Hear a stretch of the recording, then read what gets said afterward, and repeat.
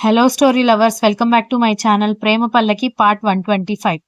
సర్పంచ్ ఇంటి దగ్గర కారు ఆగడంతో మిథున మాత్రం వంశీ మీదే కాన్సన్ట్రేట్ చేయడంతో ఎంతకీ ఆమె దిగకపోయేసరికి హలో మిస్, నీళ్ళొచ్చేసిందని చెప్పేసరికి అప్పుడు తేరుకొని ఓకే అని చెప్పి లగేజ్ తీసుకుని కారు దిగడం ఆలస్యం, వెనక్కి తిరిగి కూడా చూడకుండా దుమ్ము రేపుకుంటూ స్టార్ట్ చేసుకుని వంశీ వెళ్ళిపోయాడు. అసలు అమ్మాయి పక్కన నిలబడితేనే ఎలా లైన్ వేయాలి, ఎలా పరిచయం చేసుకోవాలి అనుకునే రోజుల్లో వీడేంటి కనీసం నన్ను సరిగ్గా చూసినట్టు కూడా లేడని తిట్టుకుంటూ మిథున ఇంట్లోకి వెళ్ళగానే కొంపదీసి ఆ అబ్బాయితో ఏమైనా మాట్లాడావా అని కాలుగాలిన పిల్లిలాగా తిరుగుతున్న సర్పంచ్ అడగడంతో ముందే ఫోటో పంపించి ఉంటే నేను నో అని చెప్పేదాన్ని కాదు కదా డాడీ అనగానే ఆయన ఆశ్చర్యపోయాడు.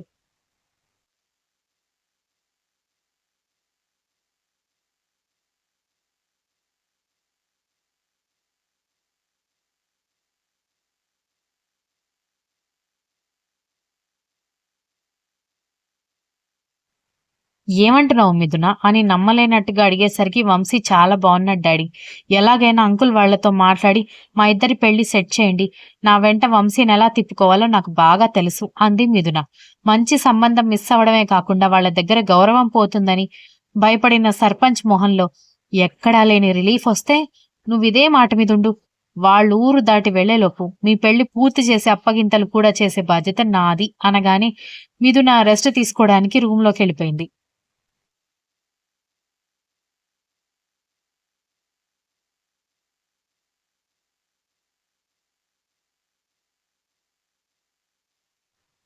వంశీ కార్ ఇంట్లో పార్క్ చేసి గుమ్మంలోకొచ్చేసరికి అడ్డంగా దిష్టిబొమ్మలాగా సత్య నిలబడి కనిపించడంతో ఏంటే పక్కకు తప్పుకో అని అన్నాడు.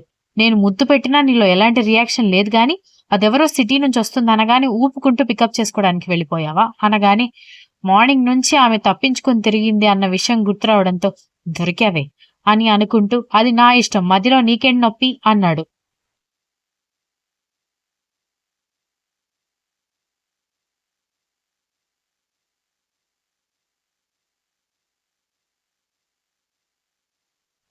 సర్పంచ్ ఇంటికొచ్చి మాట్లాడి వెళ్ళిన తర్వాత మహీతో ఊర్లో ఉన్న ఒక ఆవిడ హెల్ప్ చేయడానికొచ్చి ఏ మాటకి ఆ మాట కాని అచ్చం మన అమ్మాయిలు ఎంత అందంగా ఉన్నారో, సర్పంచ్ గారి కూతురు అంతకంటే బాగుంటుందమ్మా, పైగా డాక్టర్ చదువుకుంది అని పని మనిషి చెప్పడం విని సత్యకి తనకే తెలియకుండా జలసి మొదలైంది. అదెందుకో తనకు కూడా అర్థం కాలేదు.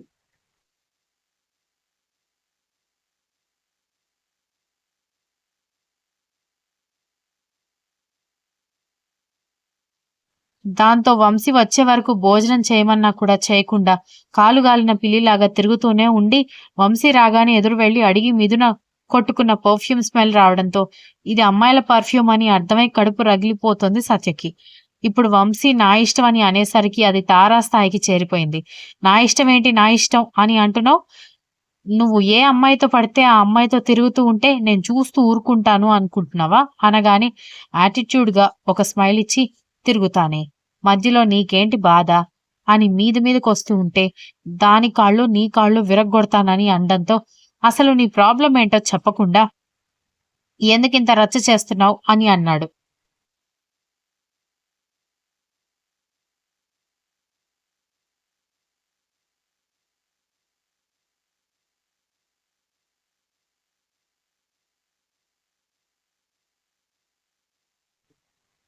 అతను అలా అనేసరికి అవును, నేనెందుకు ఇంత రియాక్ట్ అవుతున్నాను? బావ జస్ట్ పికప్ చేసుకుని డ్రాప్ చేశాడు. కానీ అది అందంగా ఉంది. ఒకవేళ బావకు నచ్చితే, కానీ ఒకవేళ నచ్చితే నాకేంటి ప్రాబ్లం?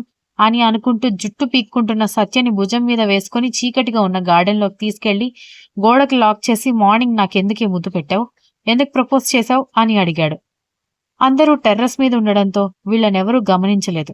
వంశీ అలా అడగడంతో అప్పుడు వంశీకి తనే ప్రపోజ్ చేసిందన్న విషయం జ్ఞాపకం వస్తే కంగారు పడి ఏం చెప్పాలో అర్థం కాక గుటకలు పడుతూ ఉంటే నిన్నే అడిగేది. నిజంగా నన్ను లవ్ చేస్తున్నావా అని హస్కీగా అడిగిన అతని గొంతుకి గట్టిగా కళ్ళు మూసేసి సమాధానం చెప్పలేక వణుకుతున్న పెదవులని కంట్రోల్ చేయలేక అల్లాడిపోయింది సత్య.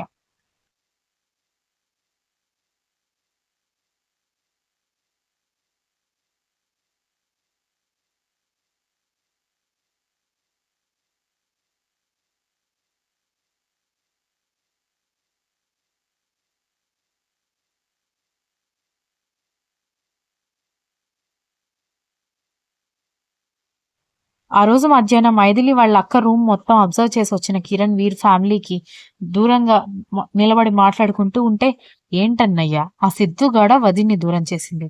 కానీ నేను అబ్జర్వ్ చేసినంత వరకు వాడికి మైథిలి అంటే కదా ఇష్టం అన్నాడు వీర్. అదే తెలుసుకోవాలి. కానీ అక్కడ దొరికిన గోల్డెన్ బ్రేస్లెట్ మాత్రం ఖచ్చితంగా వాడిదే. ఎందుకంటే వాడుకున్న తర్వాత కాలేజ్‌లో ఇచ్చిన బిల్డప్ అంతా ఇంత కాదు అని కిరణ్ కూడా అయోమయంగా తిరుగుతూ ఉండడంతో వీరికి 30 ఏళ్ల క్రితం సిద్ధుకి అదే కాలేజ్‌లో ఫ్రెండ్ అయిన ప్రకాష్ జ్ఞాపకం రావడంతో ఇప్పుడు ప్రకాష్ ఎక్కడున్నాడో తెలుసుకుంటే సిద్ధు వాడి బెస్ట్ ఫ్రెండ్ కాబట్టి ఆ రోజు సిద్ధు చేసిన పనిలో వీడికేమైనా హ్యాండ్ ఉందేమో తెలిసే ఛాన్స్ ఉంటుందన్నయ్య అనగానే కిరణ్ వెంటనే తన కాలేజ్ ఫ్రెండ్ ఒకడు టచ్‌లో ఉండడంతో ప్రకాష్ ఆ ఫ్రెండ్‌కి ఫ్రెండ్ అయిన ఒక ఫ్రెండ్ తమ్ముడు అవ్వడంతో అతనికి ఫోన్ చేసి ఇప్పుడు ప్రకాష్ ఎక్కడ ఉంటున్నాడు అని అడిగాడు.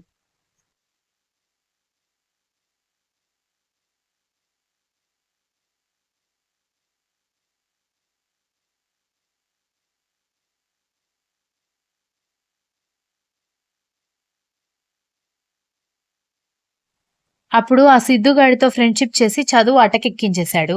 ఆ సిద్ధుగాడేమో వాడి తెలివితో బిజినెస్‌లు పెట్టుకొని వీడిని గాలికొదిలేయడంతో వాళ్ళ అమ్మ, బాబు, తాతల దగ్గర నుంచి వచ్చిన పొలాల్ని సాగు చేసుకుంటూ మరొక 100 ఎకరాలు కొని బాగానే కూడబెట్టాడు గానీ, సిటీకి వెళ్తే మాత్రం ఒక్క ముక్క కూడా మాట్లాడడం రాదు.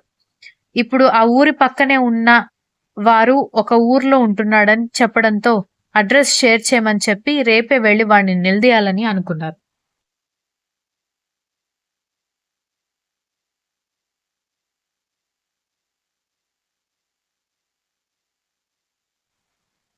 అన్యాయంగా అమాయకురాల్ని పొట్టన పెట్టుకొని దానికి కారణం నేనే అన్నట్టుగా చిత్రీకరించిన వాళ్ళ అంతు మనం చూడాల్సిందే.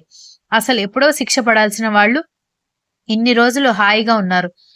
ఇక వాళ్ళ జీవితం అంతా జైల్లోనే గడపాలని కిరణ్ అనగానే జైల్లో పందిని మేపినట్టు మేపుతారన్నయ్య. వాళ్ళని మన చేతుల్లో తోమి వదిన దగ్గరికి పంపాలి అన్నాడు వీర్.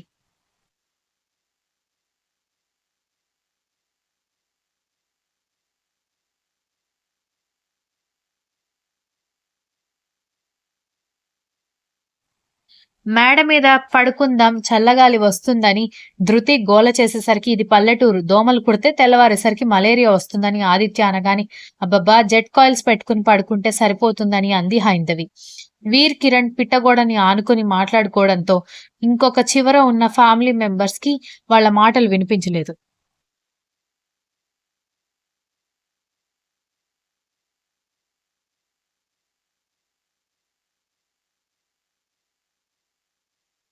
ధృతి అంతలో తన మానస చోరుడి దగ్గర నుంచి మెసేజ్ రావడంతో ఓపెన్ చేసిన ఆమె నవ్వుకునేలా, నన్ను వదిలేసి వెళ్లి ఊర్లో కూర్చున్నావా? రేపు ఉదయాన్నే మీ ఇంటి ముందు నిలబడి మా పెళ్లి గురించి మాట్లాడకుండా ఇక్కడికొచ్చారని మా మామని అడుగుతాను అనగానే ఆల్ ద బెస్ట్ బంగారం అని మెసేజ్ సెండ్ చేసి ఆఫ్లైన్ వెళ్లిపోయి మొబైల్ పక్కన పెట్టేసి నవ్వుకుంది ధృతి.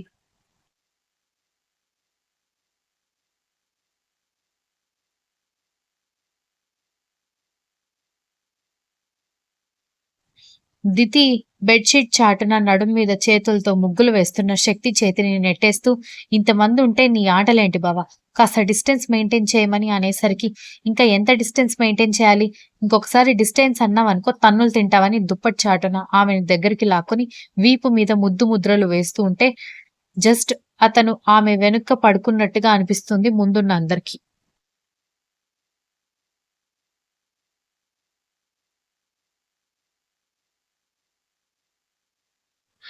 బావా ప్లీజ్ అందరూ ఇక్కడే ఉన్నారు. నా నోటి నుంచి ఏ మాటొచ్చినా కూడా చాలా అసహ్యంగా ఉంటుంది అనేసరికి అయితే కంట్రోల్ చేసుకో. నా పెళ్ళాం నా ఇష్టం అని అంటూ నునుపుగా ఉన్న వీపు మీద ముద్దుల ముద్రలు వేస్తూ నడుం చుట్టూ చేతిని బిగించి తనకి అదుముకోవడంతో ఆమె మెడ అతనికి అతి సమీపంగా ఉంది.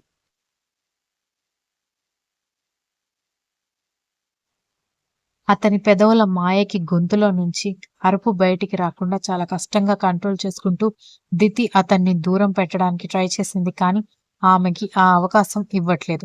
Continuous. If you like the story please like share comment and don't forget to subscribe.